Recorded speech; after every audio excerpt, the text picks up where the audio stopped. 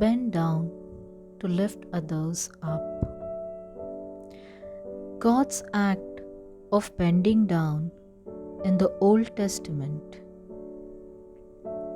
the act of bending down to lift others, is reflecting in the very nature of God. In the Bible, the image of God bending is significant and appears in the second story of creation itself. Genesis presents God not as a distant or indifferent one, but as one who bends down and work with his own hands. While God created the world by his mere words, he chose a different approach to create human beings. He bent down, took the dust of the earth, and shaped it with great care. He was not ashamed to get his hands dirty. This intimate act of creation reveals a God who draws near, touches, and remains engaged in human life. God's bending down does not stop at creation. He continues to incline his ears towards his people. In Exodus, he tells Moses, "I have observed the misery of my people. I have heard their cry." The Psalms often depict God as bending down to hear, rescue, and bless his people. Psalm 116 verse 2 says, "Because he inclined his ears to me, therefore I will call on him as long as I live." The Hebrew verb nata means to stretch out or to incline, indicating that God actively leans towards his people to hear their prayers. This divine act is not passive. It reveals a God who is personally involved, responding to the needs of those who call upon him. Similarly, the psalmist in Psalm 86:1 pleads, "Incline your ears, O Lord, and answer me, for I am poor and needy." This portrays the experience of the psalmist of a God who bends down to listen and respond. Psalm 101:1 links divine bending with the act of blessing. The Hebrew word barak, often translated as bless, also means to kneel. When God blesses his people, he metaphorically kneels, lowering himself to bestow favor. This image of divine humility finds its fullest realization in the Incarnation, where God bends down in the most radical way to dwell among us. Another image of divine bending appears in Hosea, where God lowers himself to meet his people's need.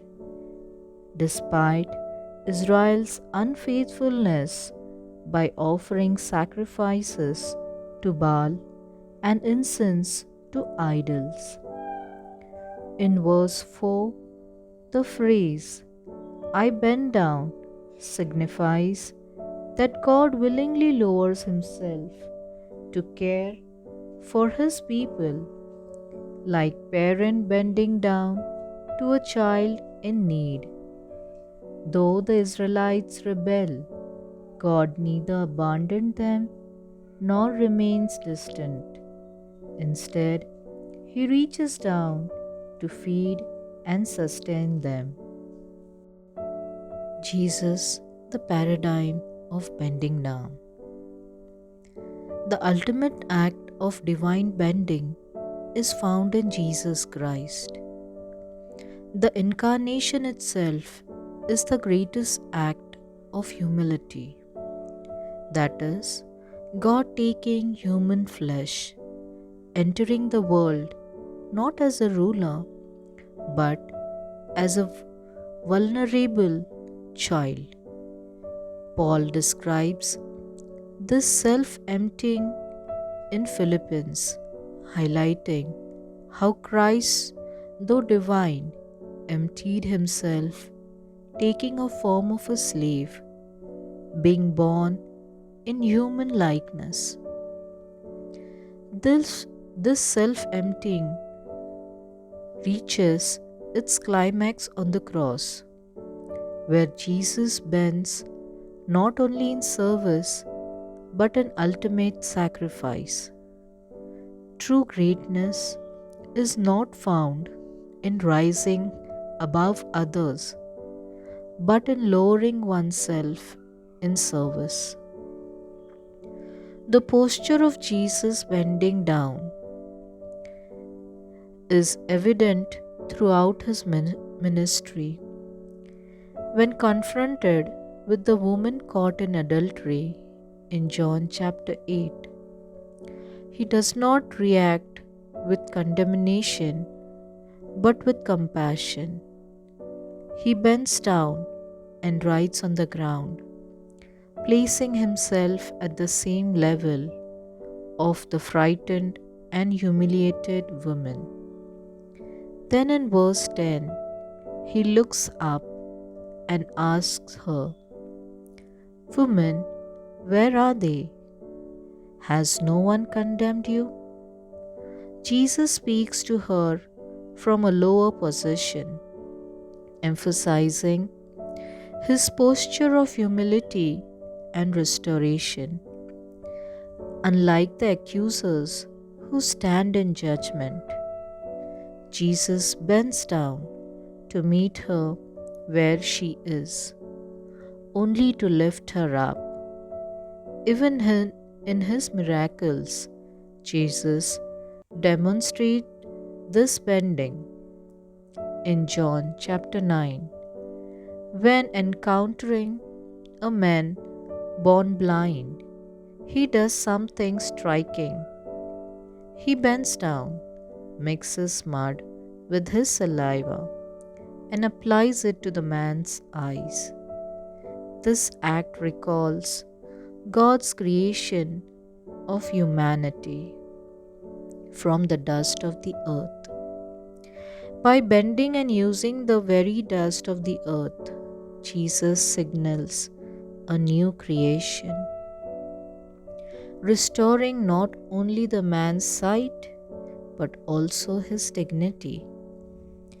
Perhaps the most dramatic example of Jesus bending down occurs on the night before his crucifixion during the Last Supper. Jesus does something unexpected and unthinkable. He bends down to wash his disciples' feet. In the ancient Mediterranean society, foot washing was a common activity performed by slaves. In Israel, this duty was assigned to non Jewish slaves. That is why the disciples of Jesus were surprised when Jesus took on this role. However, Jesus redefines leadership, showing that true greatness lies in serving others. Pope Francis' model of bending down. Pope Francis continuously invites us to bend down in service. His ministry remains marked by gesture that speaks louder than words. On April 14, 2022, he washed the feet of prisoners, refugees, and marginalized, mirroring Christ's humility. He draws our attention to the Good Samaritan who comes closer to the wounded person, gets off his donkey, ties his wounds, and pours oil and wine. He gets his hands soiled and clothes dirty.